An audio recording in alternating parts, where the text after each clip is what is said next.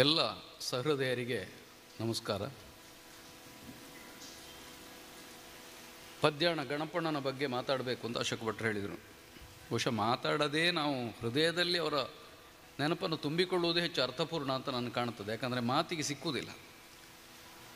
ರಾಮಾಯಣದಲ್ಲಿ ಒಂದು ಚಿತ್ರ, ಸಾಮಾನ್ಯವಾಗಿ ರಾಮಾಯಣ ಅನ್ನುವಾಗ ನಮ್ಮ ಮನಸ್ಸಿಗೆ ಬರುವ ಚಿತ್ರ ರಾಮ ಪಟ್ಟಾಭಿಷೇಕದ್ದು. ರಾಮ ಸೀತೆ ಕೂತಿದ್ದಾರೆ,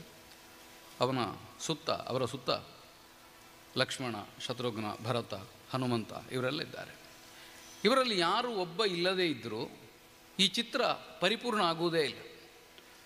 ಹಾಗೆ ಒಂದು ತಾಳಮದ್ದಲೆ ಚಿತ್ರವನ್ನು ನಾನು ಕಲ್ಪಿಸಿಕೊಂಡ್ರೆ ನನಗೆ ಗಣಪಣ್ಣ ಇಲ್ಲದ ತಾಳಮದ್ದಲೆ ವೇದಿಕೆ ಅಪರಿಪೂರ್ಣವಾಗಿಯೇ ಕಾಣುವುದು. ಯಾಕಂದರೆ ನನ್ನ ಒಡನಾಟದ ನೆನಪಿನಲ್ಲಿ ಗಣಪಣ್ಣ ಈ ತಾಳಮದ್ದಲೆ ವೇದಿಕೆ ಪೂರ್ಣವಾಗುವುದಕ್ಕೆ ಅತ್ಯಂತ ಅಗತ್ಯವಿದ್ದ ಅವರು ಭಾಗವತ. ಅವರನ್ನು ಆಟದ ವೇದಿಕೆಯಲ್ಲಿ ನೋಡಿದ್ದೇನೆ, ತಾಳಮದ್ದಲೆ ವೇದಿಕೆಯಲ್ಲಿ ಅವರ ಪದ್ಯಕ್ಕೆ ಅರ್ಥ ಹೇಳುವ ಸುಖವನ್ನು ಆನಂದಿಸಿದ್ದೇನೆ. ಯಾಕಂದರೆ ಅವರ ಪದ್ಯದಲ್ಲಿರುವ ವಿಶಿಷ್ಟ ಗುಣ ಒಂದು ಮಾಧುರ್ಯ, ಸಾಮಾನ್ಯವಾಗಿ ಭಾಗವತರುಗಳಲ್ಲಿ ಎಲ್ಲರಲ್ಲಿ ಇರುವ ಗುಣ. ಇನ್ನೊಂದು,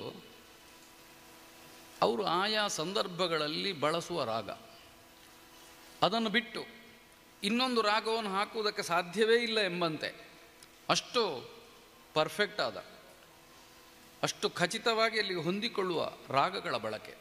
ಬೇರೆ ಬೇರೆ ರಾಗಗಳನ್ನು ಹೊಸದಾಗಿ ಯಕ್ಷಗಾನಕ್ಕೆ ತಂದು ಇದು ಯಕ್ಷಗಾನವೇ ಹೌದು ಎಂಬ ಹಾಗೆ ಹಾಡಿದವರು ಗಣಪಣ್ಣ. ನನ್ನ ಗೆಳೆಯ ಆಕಾಶವಾಣಿಯಲ್ಲಿ ಉದ್ಘೋಷಕರಾಗಿದ್ದಾರೆ ಸುಬ್ರಾಯ ಸಂಪಾಜೆ ಅಂತ. ಅವರೊಂದು ಸಲ ಹೇಳಿದ ನೆನಪು, ಗಣಪಣ್ಣ ಕೊರಳಿನಿಂದ ಹಾಡಿದ್ದಲ್ಲ, ಅವರು ಕರುಳಿನಿಂದ ಹಾಡಿದ್ದು ಅಂತ. ಅದಕ್ಕಿಂತ ಹೆಚ್ಚು ವ್ಯಾಖ್ಯಾನವನ್ನು ನಾವು ಗಣಪಣ್ಣನ ಭಾಗವತಿಕೆಯ ಬಗ್ಗೆ ಮಾಡಲಾರೆವು. ತುಂಬ ಸಲ ಅವರ ಭಾಗವತಿಕೆಯಲ್ಲಿ ಅರ್ಥ ಹೇಳಿದೆ, ಇನ್ನೂ ತುಂಬ ಸಲ ಹೇಳಬೇಕು ಎಂಬ ಹಂಬಲ ಇತ್ತು. ಆದರೆ ವಿಧಿಯ ಅವಕಾಶವನ್ನು ನಮ್ಮಿಂದ ಕಸಿಯಿತು. ಒಡನಾಟದಲ್ಲಿಯೂ ಹಾಗೆ ಗಣಪಣ್ಣ ಅಂದ ಕೂಡಲೇ ನಮಗೆ ನೆನಪಾಗುವುದು ಒಂದು ಆಪ್ತತೆ. ಯಾರಲ್ಲಿಯೇ ಇರಲಿ, ಅವರು ಮಾತಾಡುವಾಗ ಬಹುಕಾಲದ ಒಂದು ಗೆಳೆತನ, ಬಹುಕಾಲದ ಒಂದು ಬಂಧುತ್ವ ಇದ್ದ ಹಾಗೆ ನಮಗೆ ಕಾಣ್ತಿತ್ತು.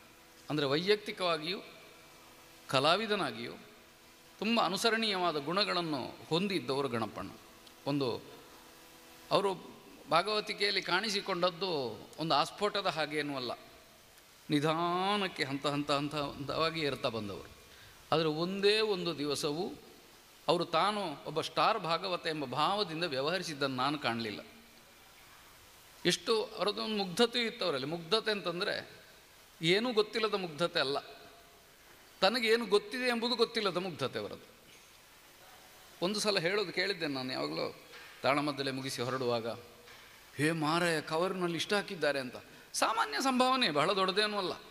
ಆದರೆ ಗಣಪಣ್ಣ ಅದನ್ನು ನೋಡುವ ದೃಷ್ಟಿಕೋನ ಹಾಗೆ ಅಂತ. ಹೀಗಾಗಿ ತುಂಬ ಸಹೃದಯಿಯಾಗಿ, ಒಡನಾಟಕ್ಕೆ ಆಪ್ತರಾಗಿ, ತಾಳಮದ್ದಲೆ ಆಟಗಳಿಗಂತೂ ಇನ್ನಿಲ್ಲದ ಒಂದು ಅನನ್ಯ ಭಾಗವತಿಕೆಯ ರೂವಾರಿಯಾಗಿ ಗಣಪಣ್ಣ ಸದಾಕಾಲ ನಮ್ಮೆಲ್ಲರ ಹೃದಯದಲ್ಲಿ ಸ್ಥಾಯಿಯಾಗಿರ್ತಾರೆ. ಅವರ ನೆನಪುಗಳಿಗೆ ಯಾವತ್ತೂ ಕೂಡ ನಾವು ನಮ್ಮ ಹೃದಯದಲ್ಲಿ ಜಾಗವನ್ನು ಕೊಟ್ಟೇ ಇದ್ದೇವೆ.